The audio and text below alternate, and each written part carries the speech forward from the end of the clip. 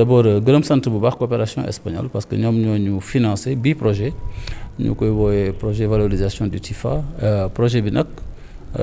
toll na ci juróomi téeméeri millions ak juróom-ñeent fukk ak lu topp loo xamante ne coopération espagnole moo ñu ko may ñëw financé ñu suñu projet bi dafa bokk ci ay projets yu bëri yoo xamante ne dafa nekk ci li ñuy woowee plan climat bu ville de Pikine ci biir plan climat boobu projet yi fa nekk yëpp ñoom ñu tànn ci bii dañ koy financé fii ci biir Pikine donc ñu war ko valoriser muy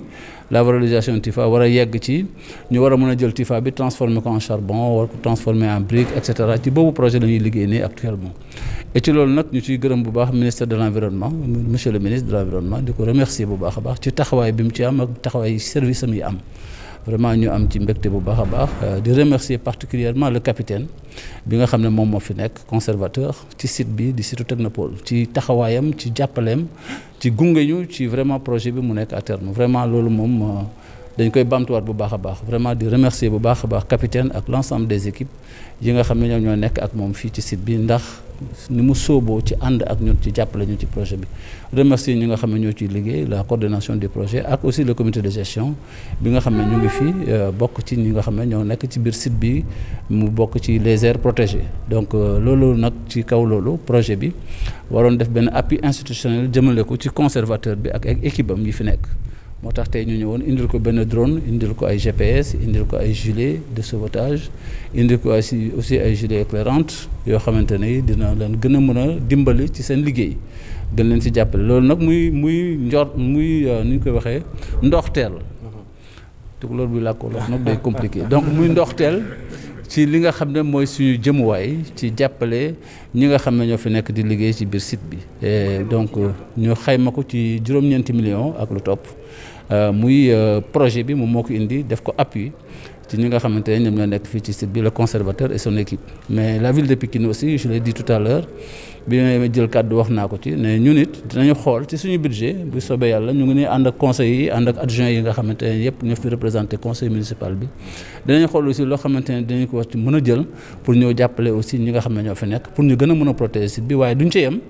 war nañoo mën a ut aussi ay partenaires ministère bi uti partenaire ñun ñu uti partenaire foofu ko yàlla dogalee ak comme ci munti doon rek fu ñu ko amee bëgg nañu amay partenaires yu ñëw accompagner ñu pour ñu valoriser site bi Technopole war nañ ko mën a jëfandikoo mu nekk un site touristique mu nekk benn site boo xam ne dañuy ñëw di ko visiter mu nekk benn site boo xam ne day am utilité ci population Pikine mais population région de Dakar yëpp mais mu nekk site boo xamante ne bu ñu amee aussi ay gan dinañ sawar ci indi leen fi parce que rafet na li si des moom moo ñu aménager ko valoriser ko jéem a fexe nuñ koy exploiter te fekk dañuy conserver la nature telle quelle je pense que loolu c'est important et ñu ngi ci doon waxtaan ak capitaine ak les services du ministère pour xool vraiment fu ñu mën a amee ay partenaires fu ñu ko amee rek baax na bu ministère amee vraiment macha allah bu dee ville de Pikine na ko am aussi noonu la bu ko ñeneen amee aussi li ci am solo moom mooy ñu xaw a xool rek fu ñu mën a amee ñu ci gunge ba ñu defar ko ba mu gën a yemb ba nga xamante ne bi day doon njëriñu Pikine yëpp mais njëriñu région de Dakar.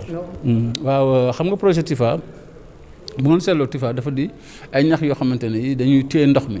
ay ñax yoo xamante ni xëy na dina am lu ñuy gàllankoor waaye ñax la yoo xam ne aussi war nañ ko mën a utiliser mu amat njëriñ.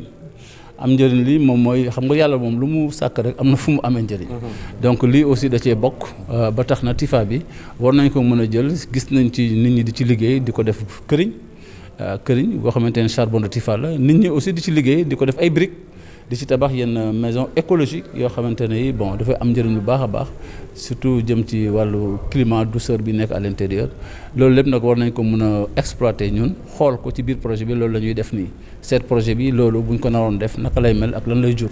bu ko defee incha allah rabbi suñ ci génnee ñëpp ñi nga xam ne bëgg nañoo liggéey jëm ci loolu dina fekk ñu am ci xam-xam à travers ce projet et après mën a nekk aussi débouché pour des emplois futurs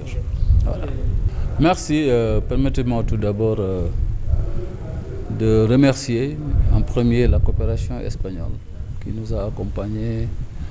dans le cadre de ce projet de valorisation du TIFA dans le département de Pikine. C'est un projet contenu dans le plan climat de la ville de Pikine par rapport à un ensemble de portefeuille d'ensemble de projets. Et c'est celui-là, pour l'instant, que la coopération espagnole a bien voulu financer pour un montant de 900 000 euros, ce qui est l'équivalent de 590 millions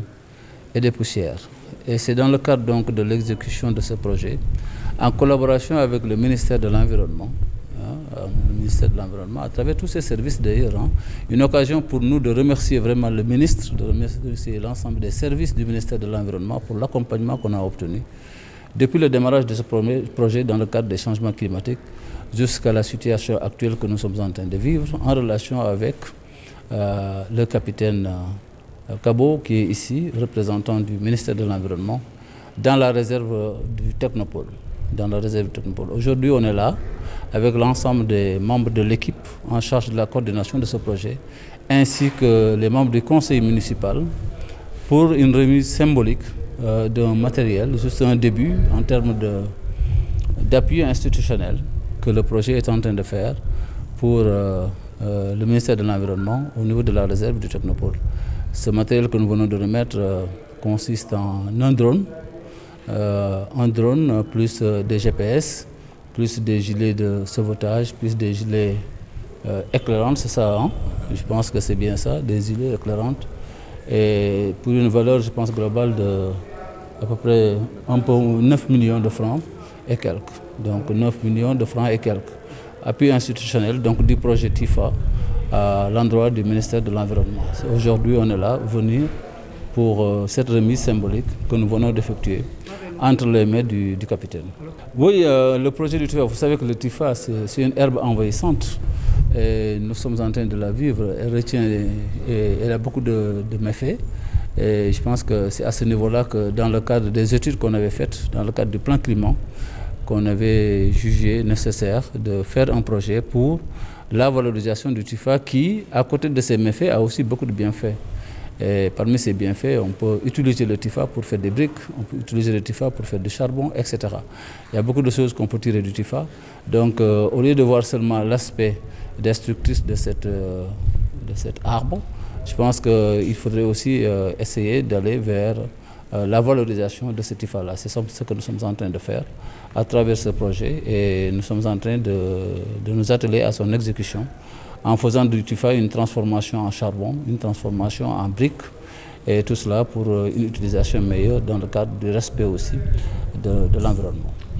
Oui, il vient de le dire tout à l'heure, hein, le capitaine dans son allocution. Il parlait des organes qui sont mis en place pour essayer de travailler à la conservation de ce site du Technopole parmi les aires protégées. Celui-là en fait partie.